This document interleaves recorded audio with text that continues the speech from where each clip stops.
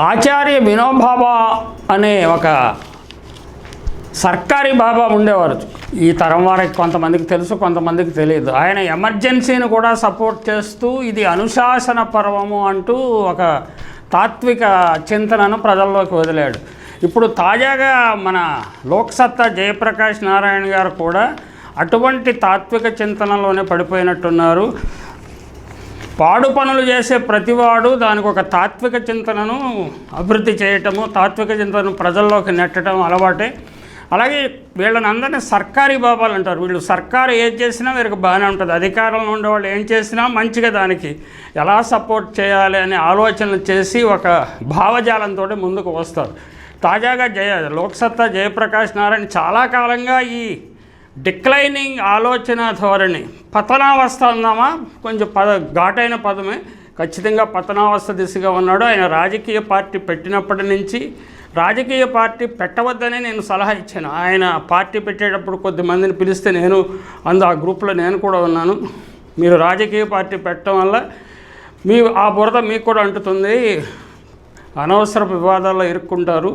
మీరు సమాజానికి అంతరాత్మ కాపాడే ఒక వ్యక్తిగా కాన్షియస్ కీపర్ అంటారు కదా, కాన్సైన్స్ కీపర్, అది దానిని చెయ్యండి, మీరు అలా ఉండండి, ఎన్జిఓగా ఉండండి అని చెప్పాను. నాలాంటి అభిప్రాయం లోక్సత్తాలో ఉన్న చాలామంది కూడా అప్పుడే ఆయన పార్టీని వదిలేశారు. ఇప్పుడు ఏంటంటే క్రమంగా ఆయన అసలు రంగు, రుచి, వాసన అన్నీ బయటకు వస్తున్నాయి. ఆయన చంద్రబాబు నాయుడుని, నరేంద్ర మోడీని సమర్థించడానికి సిద్ధమైపోయారు. ఆయన దీనికి బహిరంగ ప్రకటన చేయాల్సిన అవసరం ఉన్నదని కూడా గుర్తించి బహిరంగ ప్రకటన చేశాడు. అలాగే రంగరాజన్ అనే ఒక రిజర్వ్ బ్యాంక్ గవర్నర్ ఉండేవారు. వాళ్ళు ప్రభుత్వం ఏ నిర్ణయం తీసుకున్నా ఆయన బాజా భజంత్రిలాగా డైరెక్ట్గానో ఇండైరెక్ట్గానో పదవి నుంచి తప్పుకున్న తర్వాత కూడా ఆయన సమర్థించేవాడు. అలా సమర్థించినందుకే ఆయన గవర్నర్ పదవి లభించింది. అలాగే కీలకమైన పదవులు లభించాయి, కమిటీల్లో వాటిలో ఉన్నాడు. లోక్సత్తా జయప్రకాష్ నారాయణ గారు కూడా అదే స్థాయిలో ఉన్నారు. ఆయన కూడా మరి ఏదైనా గవర్నర్ పదవి ఆశిస్తున్నారో లేదో మనకు తెలియదు. అలాగే ఆరోపించడం తొందరపాటి అవుతుంది. కానీ ఖచ్చితంగా ప్రజల్లో ఈ అనుమానాలు వస్తే మనం కాదని చెప్పలేము. ఈయన సర్కారీ రాజకీయవేత్తగా డూడు బసవనలా తయారవుతాడని మనం ఎప్పుడు ఊహించలేదు. ఆయన ఏం చెప్తున్నాడు వినండి. గతంలో ఆంధ్రప్రదేశ్ శ్రీలంక అయిపోతుందని కూడా విమర్శించాడు. ఇప్పుడు ఆంధ్రప్రదేశ్లో ఎన్డీఏ కూటమిని నెగ్గించండి, రైతులు, మహిళలు, యువకులు చంద్రబాబు నాయుడు గారి అద్భుత పరిపాలనను చూసి, లేకపోతే నరేంద్ర మోడీ గారి భారతదేశానికి ఒక డైరెక్షన్లో తీసుకెళ్తున్నాడు, ఆయనను సమర్థించండి అంటూ ప్రకటన కూడా చేశారు. ఆయన ఎన్డీఏ కూటమికి తన మద్దతు ఉంటుందని లోక్సత్తా అధినేత జయప్రకాష్ నారాయణ ప్రకటించారు. ఆయన గుడ్డికన్నా మూసినా తెరిచినా ఒకటేనని, ఈయన మద్దతు వల్ల ఏమి పెద్ద ఒరిగేది లేదు, ఓట్లు ఒక 100 ఓట్లు అటు నుంచి ఇటు అటు మారేది లేదు. కాకపోతే ఏంటంటే ఇది జయప్రకాష్ నారాయణ గారి డొల్లతనాన్ని వెల్లడిస్తుందని మాత్రమే నేను చెప్పదలుచుకున్నాను. జనసేన, టీడీపీ, బీజేపీ కూటమి రాష్ట్రాన్ని మేలు చేస్తుందని విశ్వసిస్తున్నా అంట ఆయన. చంద్రబాబు నాయుడు గారు ఈ ఎన్ని రకాల కుంభకోణాలు ఇరుక్కుని రాష్ట్రానికి చాలా మేలు చేశాడని ఆయన భావిస్తున్నాడు. అది మనం నమ్మాలి. ఏమిటి? స్కిల్ కుంభకోణంలో ఏసీబీ కోర్టు, హైకోర్టు, సుప్రీంకోర్టు కూడా ప్రైమా ఫేసి ఉన్నది. ఆయనను విచారించాల్సిందే, కోర్టు ప్రాసెస్ నడిపించండి, సిఐడి విచారణ నడిపించండి అన్నాడు. అలాగే ఎస్ఐడ్ ల్యాండ్ను కొల్లగొట్టినప్పటికీ, అశాస్త్రీయంగా రాజధాని కేంద్రాన్ని ఎంపిక చేసినప్పటికీ, ప్రతిపక్షాలతో చర్చించకుండానే అనేక కీలక నిర్ణయాలు తీసుకున్నప్పటికీ అటువంటి పాలనను జయప్రకాష్ నారాయణ గారు సమర్థిస్తున్నారు. నేను చాలా కాలం క్రితం విజయవాడ కేంద్రంగా ఈ రాజకీయ మేధోమథనం జరుగుతూ ఉన్నది. మేధోమథనం జరిగి మహాకూటమి ఏర్పడుతుంది. జగన్మోహన్ రెడ్డి లాంటి రాజకీయ శక్తిని ఓడించటానికి, పేదలకు ప్రయోజనం చేకూర్చే ప్రగతి కాముక పార్టీని దెబ్బతీయటానికి అనేక శక్తులు ఏకీకృతం అవుతాయని దాదాపు 1 ఇయర్ ముందే నేను చెప్పాను. అదే ఖచ్చితంగా ఇప్పుడు జరుగుతున్నది.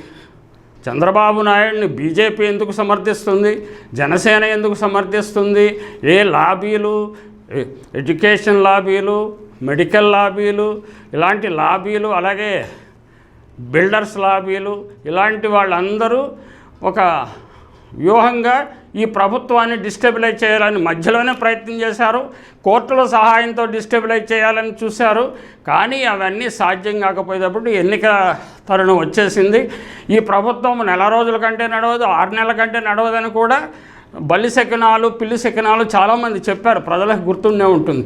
కానీ నిదానంగా, నిబ్బరంగా సంవత్సర కాలం అయిపోయింది. మళ్ళీ 5 సంవత్సరాల పాటు ప్రజల మ్యాండేట్ని పొందటానికి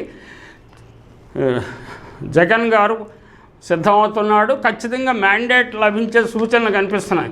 అందువల్లనే వీరుల ఆరాటం పెరిగిపోయి వామపక్షాలు కూడా దొడ్డిదారినో, నేరుగానో,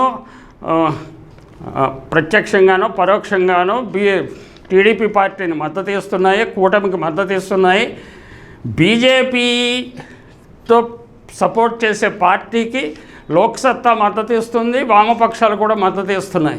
అంటే దాన్ని బట్టి అర్థం చేసుకోవచ్చు అసలు ఏంటి ఇది. విజయవాడ వేదికగా జరుగుతున్న కూటమి వెనుకున్న సామాజిక శక్తులు ఏమిటి? పరస్పర విరుద్ధమైన 2 సామాజిక వర్గాలని ఐక్యం చేయడానికి పవన్ కళ్యాణ్ అనే అజ్ఞానిని ముందు పెట్టుకొని సినిమా గ్లామర్ను వాడుకొని ఏం ప్రయత్నం జరుగుతున్నదని ప్రజలు గమనిస్తున్నారు. ప్రజలు 30 ఏళ్ల క్రితం, 40 ఏళ్ల క్రితం ఎన్టీ రామారావుని దింపేసినప్పుడు ఎంత అమాయకంగా ప్రజలు లేరు. ప్రజలు అన్నీ గమనిస్తున్నారు. కాబట్టి లోక్సత్తా వాళ్ళ ఎత్తులేమి ఫలించే అవకాశం లేదు. లోక్సత్తా వాస్తవ రూపం ఏమిటో తెలుసుకోవడానికి మాత్రమే ఈ మూవ్, ఈయన ప్రకటన ఉపయోగపడుతుంది తప్ప ఈయనకి ఏమన్నా మరి విజయవాడ లోక్సభ సీటు ఇస్తారా, లేకపోతే కేంద్రంలో గవర్నర్ పదవి ఏదన్నా బీజేపీ ఆఫర్ చేసిందా, పవన్ కళ్యాణ్ కాకినాడ నుంచి పార్లమెంటు నుంచి పోటీ చేయమని అడుగుతున్నారు కదా, అలాగే ఈయనకు కూడా ఏదైనా సూచన ఇచ్చిందా, లేకపోతే ఎలక్ట్రల్ బాండ్స్ నేపథ్యంలో చుట్టుముడుతున్న శక్తుల, రాజకీయ శక్తుల విమర్శల ధాటిని తట్టుకోవటానికి లోక్సత్తా లాంటి మేధావి ఒకడు, జయప్రకాష్ నారాయణ వంటి ఒక వ్యక్తి అవసరమని బీజేపీ భావించిందా? ఇవన్నీ క్రమక్రమంగా వెలుగులోకి వస్తాయి. ఆయన ఏం ప్రకటన చేశారో చూద్దాం. రాష్ట్రంలో సంక్షేమం, అభివృద్ధి, ఉపాధి, పరిశ్రమలకు అవకాశం కల్పిస్తారన్నారని నమ్మకం తమకు ఉందన్నారు. గత 5 సంవత్సరాలు అంటే టీడీపీ, బీజేపీ కలిసి పాలించిన 5 సంవత్సరాల్లో ఏ ఒక్క మంచి పని ఏం చేశారు? ఏ పరిశ్రమ తెచ్చారు? అమరావతి సెంట్రిక్ డెవలప్మెంట్ పేరుతోటి ఆంధ్రప్రదేశ్ భవిష్యత్తును అమరావతిలో ముంచేశారు, ఊబిలో ముంచేశారు. పోలవరాన్ని లోపభూయిష్టంగా కట్టిన బీజేపీ, టీడీపీ తెలుగు ప్రజలకు సమాధానం చెప్పాల్సి ఉంది. ఆ ప్రజల తరపున మేధావి అనబడే జయప్రకాష్ నారాయణ ప్రశ్నించాల్సి ఉంది. జనసేన నేను ప్రశ్నిస్తాను, ప్రజల గొంతుకునై వినిపిస్తాను అని చెప్పిన జనసేన నాయకుడు ప్రశ్నించాలి. ప్రత్యేక హోదా ఇవ్వనందుకు ప్రశ్నించాలి. ఏదో మేధావుల కమిటీని ఏర్పాటు చేసి 78,000 కోట్లు కేంద్రం నుంచి ఆంధ్రప్రదేశ్కు రావాలని కదా మీరు తీర్చా. అందులో జయప్రకాష్ నారాయణ, గోపాల గౌడ, ఉండవల్లి ఇలాంటి వారు ఉన్నారు కదా, పద్మనాభయ్య గారు. మరి అది అలాంటిది ఏమైనా వచ్చిందా? ఎందుకు సిగ్గు లేకుండా బీజేపీ, టీడీపీ కూటమికి మద్దతు ఇస్తున్నాను, వారు రాష్ట్రాన్ని అభివృద్ధి చేస్తారని విశ్వసిస్తున్నాను అని లోక్సత్తా నాయకుడు చెప్పడం చాలా విడ్డూరంగానూ హాస్యాస్పదంగా ఉన్నదని చెప్పక తప్పదు. Excuse me. అప్పులు తెచ్చి సగం జీతభత్యాలకు మరికొంత కైంకర్యం చేసి, కొంత దోబరా చేసి మిగిలిన నిధులు సంక్షేమానికి ఖర్చు చేస్తున్నారని విమర్శించారు. ఈ 60,000 కోట్ల రూపాయల బకాయిలు చెల్లించకుండా ఆంధ్రప్రదేశ్ ఆర్థిక పరిస్థితిని అధ్వానంలోకి దిగజార్చిన చంద్రబాబు నాయుడు డ్రీమీ ప్రాజెక్ట్స్, అమరావతిలో ఢిల్లీకి మించిన రాజధాని, దేశ రాజధానితో రాష్ట్ర రాజధాని మించాల్సిన అవసరం ఉంది. ఆర్థిక పరిస్థితి బాగాలేదు కదా, మరి ఎందుకు అలాంటి డ్రీమీ అంటే పగటి కలలు, అలాగే గ్రాఫిక్స్ రాజధాని నిర్మించి ప్రజలను మభ్యపెట్టి ప్రజలు మోసపోకుండా మిమ్మల్ని దెబ్బ కొట్టినందుకు కక్ష తీర్చుకుంటున్నట్టుగా జయప్రకాష్ నారాయణ ఉన్నట్లుంది. అంతేగాని వాస్తవాలను ప్రజలకు తెలిసే చిత్తశుద్ధి ఉన్నట్టు ఏం కనిపించడం లేదు. నిజానికి బీజేపీ పోలవరం లోపభూయిష్టంగా నిర్మించడంలో ప్రధాన ముద్దాయి బీజేపీ అని చెప్పక తప్పదు. ఈ తన చేతులు దులిపేసుకుని చంద్రబాబు అడిగారు కాబట్టి ఇచ్చేసి లేకపోతే ప్రత్యేక హోదా ఇవ్వకుండా ప్రత్యేక ప్యాకేజీ ఇచ్చినట్లు నటించి రాష్ట్రాన్ని అధ్వాన పాలు చేసిన పార్టీలు కూటములు జయప్రకాష్ నారాయణ గారికి ఈ రాష్ట్ర ఉద్ధారకులుగా కనిపిస్తున్నారు. అది జయప్రకాష్ నారాయణ చిత్తశుద్ధి, లేకపోతే ఆయన అధ్యయన ఫలితం. వీటిని ప్రశ్నించకపోతే ఇది జనం నమ్మే అవకాశం ఉంది. కాబట్టి నేను దీన్ని ప్రశ్నించాలనుకున్నాను. ఖచ్చితంగా ప్రశ్నిస్తాను. అప్పులు తెచ్చి సగం జీతభత్యాలకు మరికంత కైంకర్యం చేసి ఎక్కడైనా ప్రూవ్ అయిందా? ఒక్క అవినీతి ఆరోపణ కూడా ఇప్పటి వరకు లేదు. అయినప్పటికీ కైంకర్యం చేసి అంటే మరి ఈనాడు వారి పైత్యమా లేకపోతే జయప్రకాష్ నారాయణ గారి వెటకారమా మనకు తెలియదు. కొంత దుబారా చేసి, ఏది నిధులను దుబారా చేసినట్టు, నిధులను దుబారా చేస్తే పచ్చ మీడియా ఊరుకుంటుందా? దుబారా చేసే హక్కు, కైంకర్యం చేసే హక్కు మాకే ఉన్నదని కదా, మళ్ళీ తిరిగి ఆ హక్కును సంపాదించాలని కదా ఇప్పుడు పోరాడుతున్నది. అన్ని సామాజిక శక్తులను సమీకరిస్తున్నది. వామపక్షాల నుంచి అతి మితవాద పక్షాల వరకు జట్టు కట్టుతున్నది. ఎందుకు? జయప్రకాష్ నారాయణ గారు మీరు గుండె మీద చేసింది చెప్తే వాస్తవాలు తెలుస్తాయి ప్రజలకి. సమాజంలో సంక్షేమం అవసరమైనని వారికి ఒక పరిమితి ఉండాలని చెప్పారు. అంటే దీనికంటే జగన్ ప్రభుత్వం ఇచ్చిన దానికంటే ఇంకా ఎక్కువ సంక్షేమం చేస్తానని చెబుతున్న చంద్రబాబు నాయుడు గారిని మీరు ఎప్పుడు ప్రశ్నించిన ఆనవాలైతే లేదు, ప్రశ్నించిన దాఖలాలు అయితే లేవు. మీరేంటంటే నిరంతరము మీడియా మీద పట్టుతోటి మీరే మేధావి వర్గము, మీడియా పట్టు మీదే, మీరేది చెప్తే ప్రజలు అది నమ్మాలి. అలా జరిగిపోయింది, చాలా కాలంగా జరిగిపోయింది. అందువల్లనే ఆంధ్రప్రదేశ్ అధ్వాన స్థితిలో ఉండటానికి మీరు మీ మీడియా కారణం అనే విషయాన్ని గుర్తించండి. దీన్ని ఇప్పుడే మరమ్మతు చేసుకుంటూ మళ్ళీ పట్టాలు ఎక్కించే ప్రయత్నం చేస్తున్నారు. నాగార్జున సాగర్, శ్రీశైలం ప్రాజెక్టులు కట్టినవారు, శ్రీరామ్ సాగర్ ప్రాజెక్టులు కట్టిన వాళ్ళు, దేశానికి రాష్ట్రానికి మేలు చేసిన వాళ్ళు కాంగ్రెస్ వాళ్ళు. తర్వాత వైసీపీ కాంగ్రెస్ మధ్యలో మీరు వచ్చి ఏం చేశారు అంటే సంక్షేమాన్ని మీరు పెడితే అద్భుతం, 2 రూపాయల కిలో బియ్యం ఇస్తే అద్భుతం, ఇంకెవరైనా చేస్తే తప్పు. ఇలాంటివి సంపాదకీయాలంటే అదే నిర్ణయము తెలుగుదేశం చేస్తే, చంద్రబాబు చేస్తే ఒప్పు, అదే నిర్ణయాన్ని కాంగ్రెస్ చేస్తే, రాజశేఖర రెడ్డి చేస్తే, ఆయన తనయుడు జగన్మోహన్ రెడ్డి చేస్తే అది తప్పు. అది మీ వైఖరి. ఈ దుందుడుకు దుర్మార్గపు వైఖరి వల్లనే మీరు సమాజంలో ఏకాకి అయిపోయారు. అందువల్లనే గుంపులుగా వచ్చి వైసీపీని ఓడించగలమని ప్రయత్నం చేస్తున్నారు. మీరు ప్రయత్నం చేయడంలో తప్పు లేదు, కానీ ఓడించగలరా లేదా అనేది ప్రజలకు బాగా తెలుసు. ఎల్లకాలం పుచ్చుకోవడం కాకుండా ఎప్పుడూ సంపాదించుకోవడం అలవాటుగా చేసుకోవాలని ప్రజలకు సూచించారు. మరి చెత్త పన్ను కొంచెం 20 రూపాయలు 30 రూపాయల చెత్త పన్ను వేస్తే చెత్తగా వాగుతున్న మేధావుల్ని చెత్తగా వాగుతున్న పార్టీ నాయకులు ఏమనాలి? విద్యుత్ ఛార్జీలు కొంచెం పెంచితే దాని మీద అవాకులు చవాకులు సంపాదకీయాలు రాస్తున్న మీడియా అధిపతులను ఏమనాలి? వారిని ఎప్పుడైనా ప్రశ్నించారా జయప్రకాష్ నారాయణ గారు? ప్రశ్నించిన దాఖలాలు అయితే నాకు కనిపించలేదు. అసమర్థులు, అవినీతి పరులు పాలకులుగా ఉన్నప్పుడు సంస్కరణలు సాధ్యం కావని పేర్కొన్నారు. అంటే మీరు ఎవరి గురించి అభిప్రాయపడుతున్నారో అర్థమవుతుంది. అసమర్థతకి చిరునామా, అవినీతికి చిరునామా చంద్రబాబు నాయుడు. అందువల్లనే ఆయన పాలనా కాలంలో జీడిపి వృద్ధి రేటు అంతకుముందు కాంగ్రెస్ పాలనలో కంటే చంద్రబాబు పాలనలో తక్కువగా ఉన్నదని పాలగుమ్మి సాయినాథ్ సోదాహరణంగా నిరూపించారు. అది మీకు తెలుసు కదా. అలాగే చంద్రబాబు లాంటి నాయకుడు ఉండే పిచ్చి ప్రకటనలు చేస్తే మా దేశంలో ఆయన జైల్లోనే పెడతారు, పిచ్చి ఆసుపత్రుల్లో అయినా వేస్తారని కూడా స్విట్జర్లాండ్ మంత్రి చెప్పిన విషయం మీకు తెలుసు కదా. మీరు అసమర్థులు, ఎవరు అబద్ధాలు చెప్పేవాళ్ళు, ఎవరు అవినీతి పరులు అనేది చాలా స్పష్టంగా స్పష్టంగా ప్రజలు గుర్తించారు. అందువల్లనే 2019లో తీర్పు ఇచ్చారు, 2024లో తీర్పు ఇవ్వబోతున్నారు. మీరు ఇప్పుడు ఆ కూటమికి మద్దతు ఇవ్వడం ద్వారా మీరు సాధించేదేమిటి? ఏమీ లేదనే విషయాన్ని మీరు ఎన్నికల ఫలితాల తర్వాత అర్థం చేసుకుంటారు. ఎప్పుడు సంపాదించుకోవడం అలవాటు చేసుకోవాలని, ఎప్పుడు పుచ్చుకోవడమే కాకుండా ఏమిచ్చారండి పుచ్చుకోవడానికి?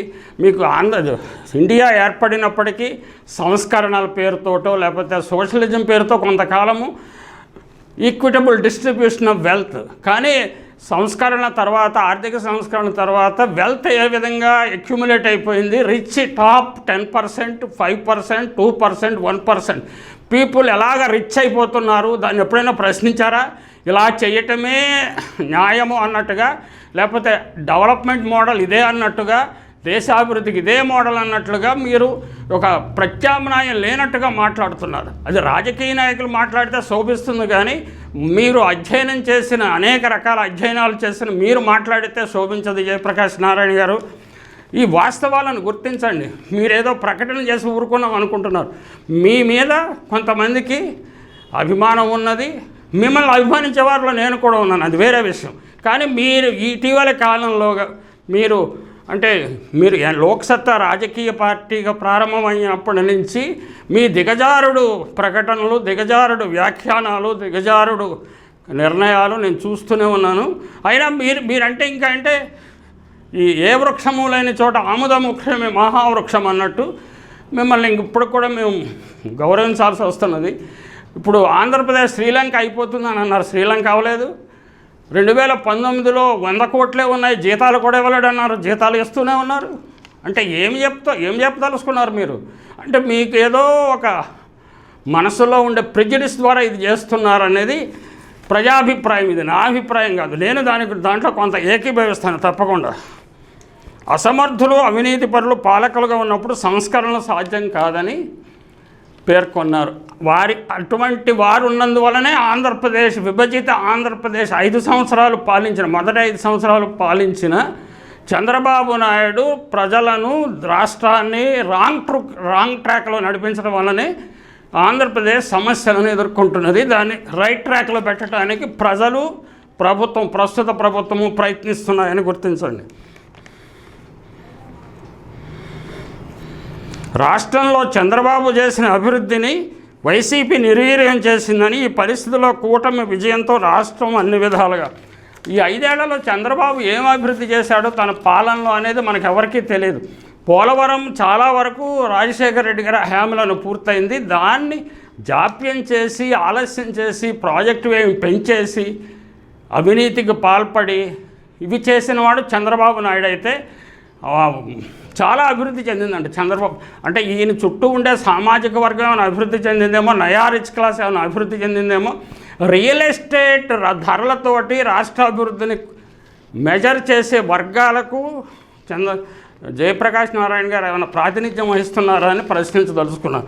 రియల్ ఎస్టేట్ అభివృద్ధి, రేట్ల అభివృద్ధి, స్టాక్ మార్కెట్ సూచి అభివృద్ధిని బట్టి దేశాభివృద్ధిని మనం కొలిస్తే చాలా ప్రమాదకరమైన తప్పిదాన్ని చేస్తున్నాం. సామాన్య ప్రజలకు, పేద ప్రజలకు అన్యాయం చేస్తున్నాం. ఇప్పుడు ఆంధ్రప్రదేశ్లో జరుగుతున్న డెవలప్మెంట్ మోడలే అసలైన మోడల్. ఇది గాంధీజీ కళలో కన్నా మోడల్. ఈ మోడల్ని ముందుకు తీసుకెళ్ళడానికి జయప్రకాష్ నారాయణ లాంటి వారు సహకరించాలే తప్ప పిల్లి శాపనార్థాలు లేకపోతే బలి శాపనార్థాలు పెట్టడము చాలా దురదృష్టకరమైన పరిణామం అని చెప్పదలుచుకున్నాను.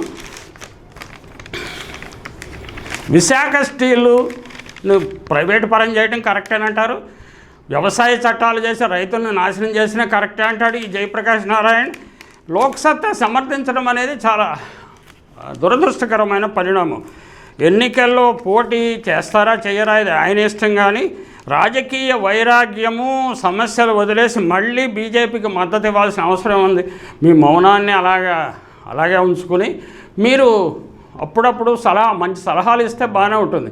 మీరు సలహాలు ఇవ్వటం తప్ప రాజకీయాల్లో రాణించలేరు. ఇక మీ రాజకీయ భవిష్యత్తు అయిపోయింది. మీలాంటి వాళ్ళు అక్కడక్కడ ఉన్నారు ఇంకా, ఆర్ఎస్ ప్రవీణ్ కుమారు లేకపోతే జేడి లక్ష్మీనారాయణ, వీళ్ళు మిమ్మల్ని మీరు చాలా ఎక్కువ అంచనా వేసేసుకుంటారు. వేసేసుకుని ప్రజలందరూ మా వెనక ఉన్నారు, ప్రజలందరూ మనం మద్దతు ఇస్తున్నారని అనుకుంటారు. కానీ అది అలా జరగట్లేదండి. ప్రజలు సోషల్ ఇంపాక్ట్ ఎవరు తీసుకొస్తారు, సామాజిక మార్పులు ఎవరు తీసుకొస్తారు, స్ట్రక్చరల్ చేంజెస్ ఎవరు సమర్థిస్తారు అంటే డెవలపింగ్ కంట్రీస్లో అట్టడుగు వర్గాలు ఎప్పుడు స్ట్రక్చరల్ చేంజ్, గుణాత్మకమైన మార్పులు కోరుకుంటారు. మీలాగా ఏంటి డబ్బున్నవాడికి మరింత డబ్బు వచ్చేలా చేసే విధానాలని సమర్థించారు. అందువల్లనే చంద్రబాబు నాయుడిని అట్టడుగు పాతాళానికి తొక్కారు. 2024లో ఈ కూటమిని మళ్ళీ పాతాళానికి తొక్కడానికి సిద్ధం అవుతున్నారు. అప్పుడు జయప్రకాష్ నారాయణ గారు ఏం చెప్తారో చూద్దాం. మేధావి ముద్రలో ఈయన ఏం రాజకీయాలు చేస్తున్నాడో మనకి అప్పుడు అర్థమవుతుంది. తటస్థ మేధావి పాత్ర నుంచి చంద్రబాబు అనుకూల మేధావిగా ఈయన మారిపోయాడన్న ప్రశ్న కూడా తలెత్తుతుంది. విజయవాడ నుంచి ఎంపీగా సీటు వస్తుందని ఆశిస్తున్నాడా, గవర్నర్ పదవి వస్తుందని ఆశిస్తున్నాడా? అంతకుముందు మన్మోహన్ సింగ్ యూపీఏలో ఉన్నప్పుడు ఈయన 1-2 సార్లు పిలిపించుకుని మాట్లాడారు, సలహాలు తీసుకున్నారు. ఈయనకేదో ఆ కమిటీల్లోనూ వీటిలో ఇచ్చారు. ఇప్పుడు కూడా అలాంటిది ఏదైనా ఆశించి బీజేపీ ప్రభుత్వం ఇస్తుంది కానీ బీజేపీకి భజన చేస్తున్నాడా, లేకపోతే చంద్రబాబు నాయుడుకి భజన చేస్తే ఏమైనా టిక్కెట్ వస్తుందని ఆశిస్తున్నాడా? ఇదేదో తేడాగా ఉందని ప్రజలు భావిస్తున్నారు. అయితే ఎన్నికల రంగంలో వీరందరూ ఎంతమంది కలిసి వచ్చినా మట్టి కరవటం ఖాయం అనేది 2024 ఎన్నికల తర్వాత స్పష్టమవుతుంది.